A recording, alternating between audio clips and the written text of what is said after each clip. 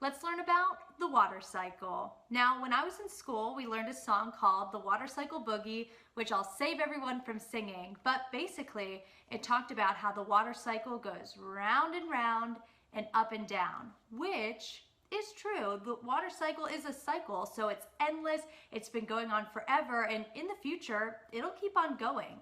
We're going to talk about a few words here: evaporation, condensation, and precipitation.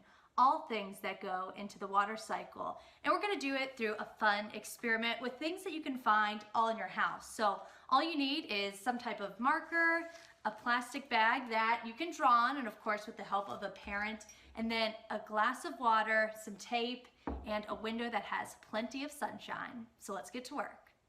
Let's start with decorating our bag and talking about how the water cycle works. First, the sun plays a major part as it heats the water below.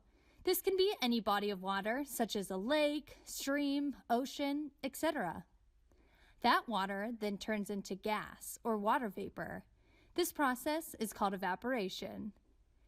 After the water evaporates, the water vapor will interact with the colder air high up in the atmosphere and turn into water droplets that collect into clouds. This is called condensation. As we know, precipitation comes from these clouds in the form of rain, sleet, snow. As this form of water falls back to the earth, it then collects in these same bodies of water, all to start this process all over again. All right, now that our bag is all decorated, we can start the experiment. So go ahead, open up your bag, and we are going to take about half a cup of water and fill it on up into the bag. Now, as you can see, I did dye my water a fun color, just used a little bit of food dye and mixed it on in there. You could use any color, but I thought blue was appropriate for our experiment now that we're using water to show the water cycle. So go ahead and zip that on up. Make sure it is tight so that no water escapes. There you go. And then just take a little bit of tape and I put it on the ends of the bag. You can use, simple tape that you have at home. This should be everything you should already have in your house.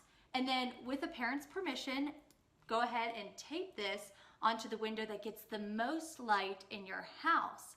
And that's how we're going to show the water cycle. The sunshine that is going to peer into the bag will allow for the water in the bottom of the bag to evaporate. You'll notice the bag get cloudy and it'll start to condense just like clouds, and you'll notice little water droplets start to fall back through the bag, which is our precipitation. And that is your water cycle in a baggie.